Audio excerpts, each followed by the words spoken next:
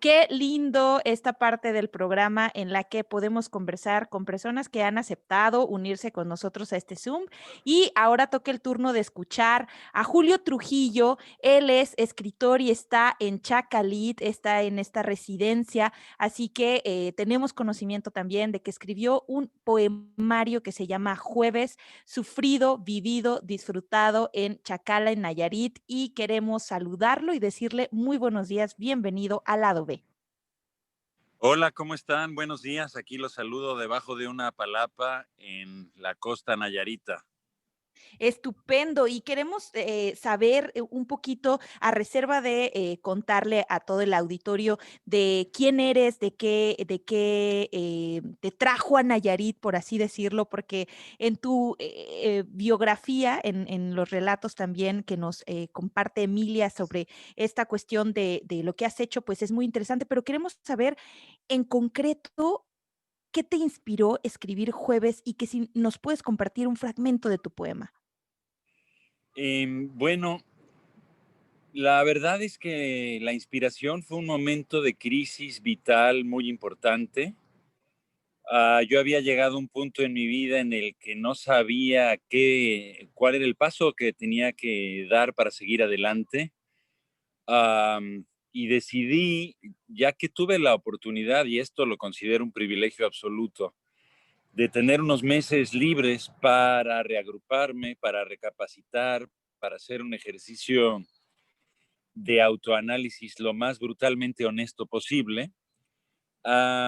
Decidí venirme a Chacala porque tenía un contacto con mis amigos de aquí, con Emilia y con la gente de Nayarit.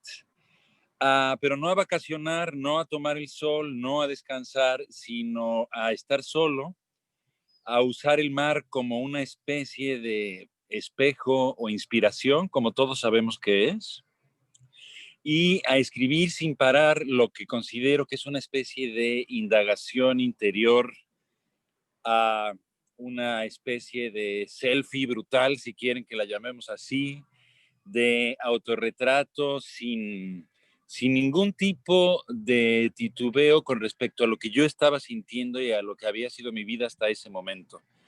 Entonces fue saliendo sin planeación alguna un poema que terminó siendo eso, un solo y largo poema al cual incluso le quité la puntuación por si me resultaba demasiado fácil la lectura, también decidí quitarle la puntuación.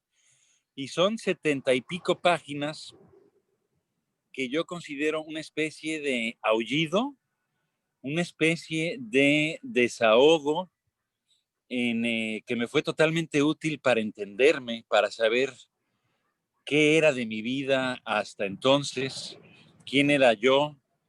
Y la paradoja es que todo esto que les estoy contando y que suena como algo muy intuitivo, muy salvaje de alguna manera, pues está hecho con todo el cuidado y el rigor de una prosodia, de las palabras, de una sintaxis, de una puntuación que posteriormente quité, pero originalmente ahí estaba. Entonces es un frágil equilibrio entre, digamos, la absoluta intuición, el grito tal y como lo es un grito, y el cuidado artesanal de una obra escrita. Para quienes nos están escuchando, Julio Trujillo nació en la Ciudad de México en 1969, es poeta y editor, ha sido director editorial de la revista Letras Libres, de Newsweek en español también, de la Dirección de Publicaciones de la Secretaría de Cultura y del sello Alfaguara en Penguin Random House. Ha publicado 2 libros de poesía, Una Sangre en el 98, Proa del 2000, El Perro de Koudelka en el 2005 y Sobre Noche de 2005, entre otros tantos. Y ahorita estamos hablando de Jueves de este año, de 2020, y nos dice Julio que es una selfie brutal. Yo le quiero preguntar, ¿esa selfie tiene filtros? Porque hay algunos filtros, filtrazazos, cuando uno de repente usa en redes sociales y tú acabas de utilizar una metáfora muy, muy actual. Entonces, ¿hay algún filtro? Fíjate que no, se trata de que sea una selfie sin filtros, pero sí tendría que agregar lo que ya te había dicho, que tiene todo el cuidado posible de de una escritura lo mejor equilibrada posible. Entonces, se trata de escribir un grito. Este solo hecho ya suena un poco raro, ¿no? Es como intentar domesticar lo que no puede ser domesticado. Yo espero haberlo conseguido. Me parece muy, muy curioso estar aquí 2 años después de haberlo sufrido.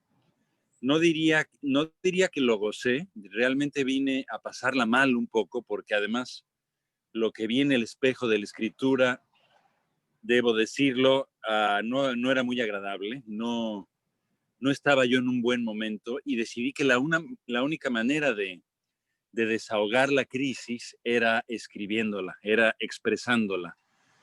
Y 2 años después estoy aquí, estoy en un mucho mejor momento de mi vida y me da muchísimo gusto tener esta mirada retrospectiva, recorrer los mismos lugares que hace 2 años estaba yo casi llorando y arrastrándome por la arena y poder ver que lo sobreviví y probablemente gracias al poema. Hay gente que dice, y con mucha razón, que la poesía es básicamente inútil, como todo arte.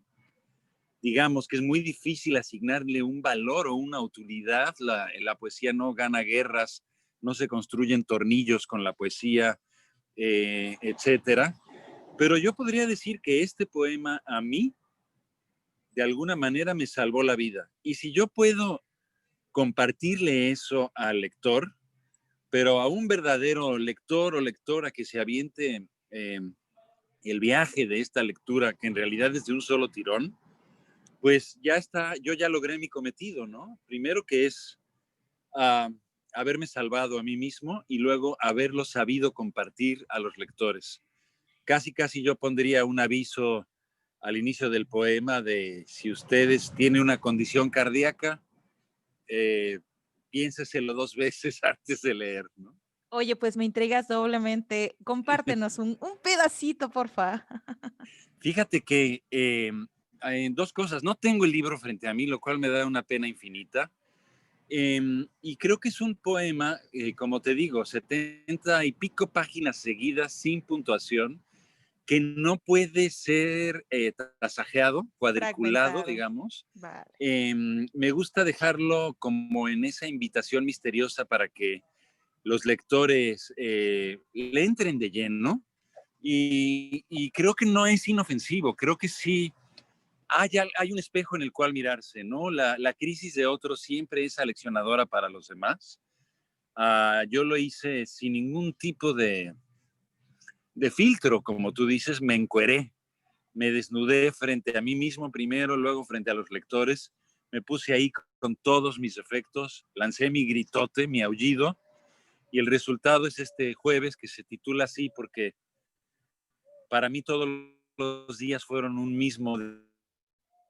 Quedé en una especie como de día de la marmota en el que todo volvía a empezar.